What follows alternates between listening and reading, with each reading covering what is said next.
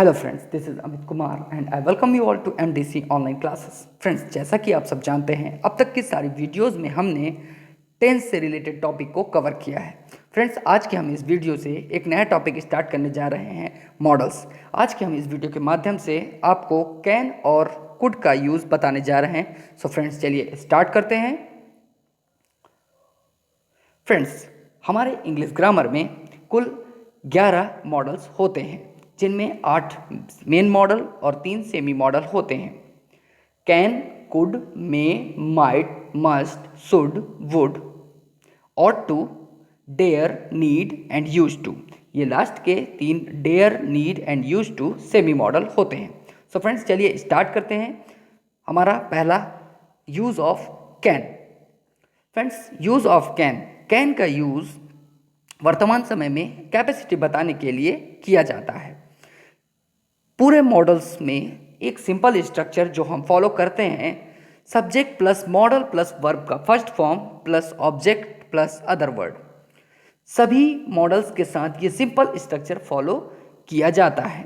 जैसा कि आप देख सकते हैं, चाहे हम can, could, may, might, must, should, would, यहाँ कोई भी मॉडल पुट कर दें, सबके साथ सिंपल स्ट्रक्चर, ये स्ट्रक्चर तो फॉलो किया जाता ही है। तो ये सेंटेंस के लिए पहला स्ट्रक्चर आप देख सकते हैं, subject plus can plus verb का first form plus object plus other word. Sentence की मदद से समझने की कोशिश करते हैं। फ्रेंड्स, यदि हम इसमें नेगेटिव सेंटेंस बनाते हैं तो हमेशा मॉडल्स के बाद ही नॉट लगेगा।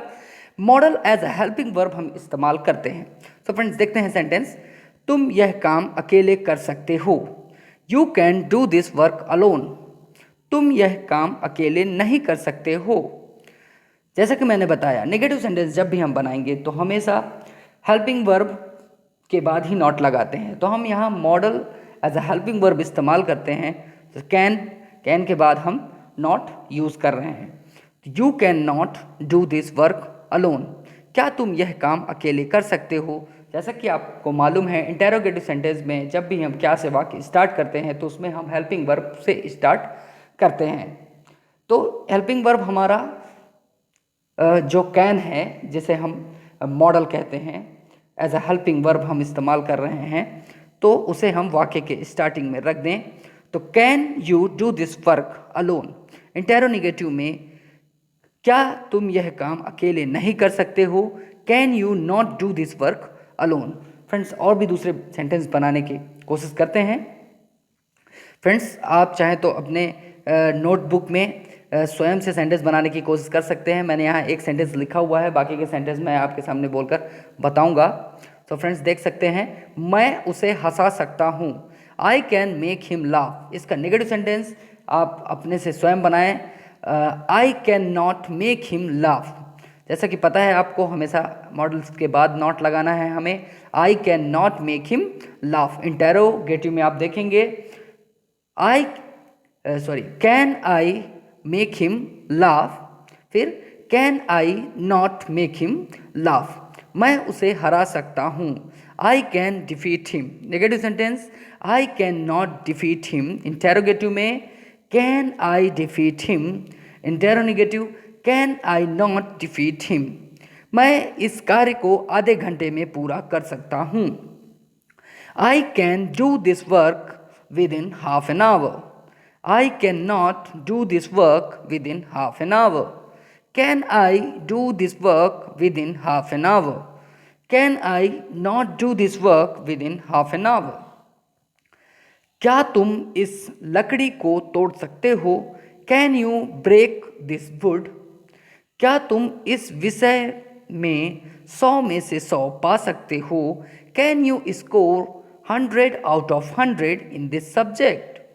क्या तुम 1 मिनट तक सांस रोक सकते हो। Can you hold you breath for 1 minute. Friends, आप देख सकते हैं, ये सारे सेंटेंस जो है वो क्षमता बता रहे हैं, किस प्रकार से वर्तमान समय में क्षमता बताई जा सकती है यूज़ कैन का यूज़ करके। सो फ्रेंड्स, चलिए देखते हैं यूज़ ऑफ कुड। जैसा कि आप देख सकते हैं स्क्रीन पर, यूज़ ऑफ कुड। कुड का यूज़ जो है वो रिक्वेस्ट करने के लिए भी किया जाता है। जैसा कि मैंने बताया था कि कैन का इस्तेमाल प्रेजेंट में क्षमता बताने के लिए किया जाता है, उसी प्रकार कुड का इस्तेमाल पास्ट की क्षमता बताने के लिए किया जाता है। कैन का पास्ट कुड होता है। तो कुड की मदद से हम रिक्वेस्ट भी करते हैं और पास्ट एबिलिटी और इनएबिलिटी बताने के लिए इसका इस्तेमाल किया जाता है। तो देखते हैं यूज़ ऑफ कुड में रिक्वेस्ट कैसे करेंगे। पोलाइट रिक्वेस्ट, जिसे हम विनम्र अनुरोध कहते हैं, इसका प्रयोग वुड की तरह किया जाता है। आपने कई बार सुना होगा, जैसे would you like to come with me, would you like to have a cup of tea with me. इस प्रकार के सेंटेंस, क्या आप मेरे साथ चाय पीना पसंद करेंगे, क्या आप मेरे साथ चलना पसंद करेंगे, लाइक दिस। इस प्रकार के सेंटेंस जो होते हैं वुड से बनाए जाते हैं, बट हम कुड की मदद से भी इस प्रकार के सेंटेंस बना सकते हैं। Could you please, could you please plus verb का first form plus object plus other word. तो सेंटेंस बनाने की कोशिश करते हैं फ्रेंड्स। इन सेंटेंस को हम अपने डेली लाइफ में इस्तेमाल करके अपने इंग्लिश को और भी इफेक्टिव कर सकते हैं, अपने स्पोकन को और भी इफेक्टिव कर सकते हैं। सो फ्रेंड्स, चलिए देखते हैं। कृपया क्या आप मेरा एक काम करेंगे। किसी से पोलाइट रिक्वेस्ट करना है तो इस प्रकार के वाक्य हम बनाएंगे। कृपया क्या आप मेरा एक काम करेंगे। Could you please do me a favour. कृपया क्या आप मुझे अपना फ़ोन थोड़ी देर के लिए देंगे। Could you please give me your phone for a while. कृपया क्या आप थोड़ा सा खिसकेंगे। Could you please move a little. कृपया क्या आप मुझे वह बॉटल पास करेंगे। Could you please pass me that bottle. कृपया क्या आप इस काम में मेरी मदद करेंगे। Could you please help me in this project.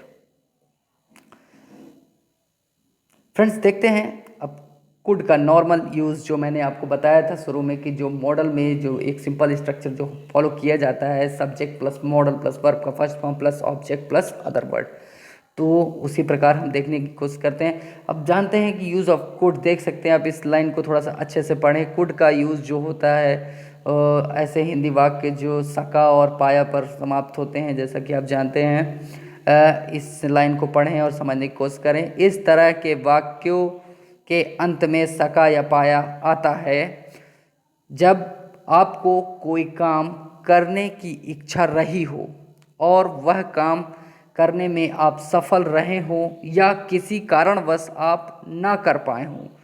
इसके लिए हम कुड का प्रयोग करते हैं। Subject plus could plus verb का first form plus object plus other word.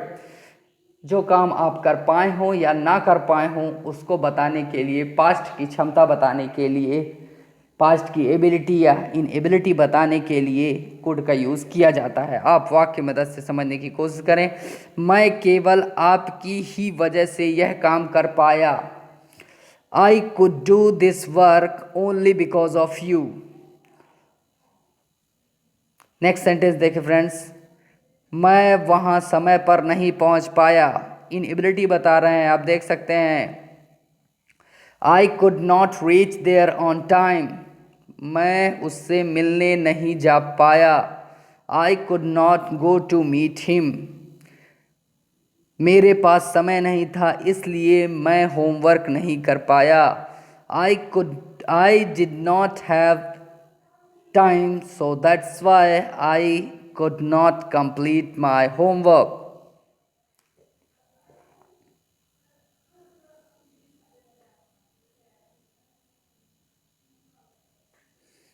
Market में बहुत सारे लोग थे इसलिए मैं आपको देख नहीं पाया। There were so many people in the market so that's why I could not see you. वे लोग शोर मचा रहे थे इसलिए मैं आपकी आवाज़ सुन नहीं पाया। They were making a noise so that's why I could not hear your voice.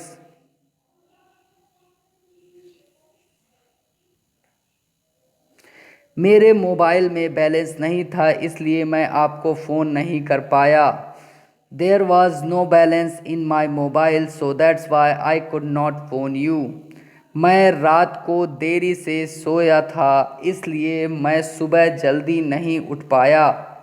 I slept late at night, so that's why I could not get up early in the morning. So friends, इसी प्रकार आप can और could का use करके और भी sentence बना सकते हैं और अपनी इंग्लिश को और भी इफ़ेक्टिव कर सकते हैं।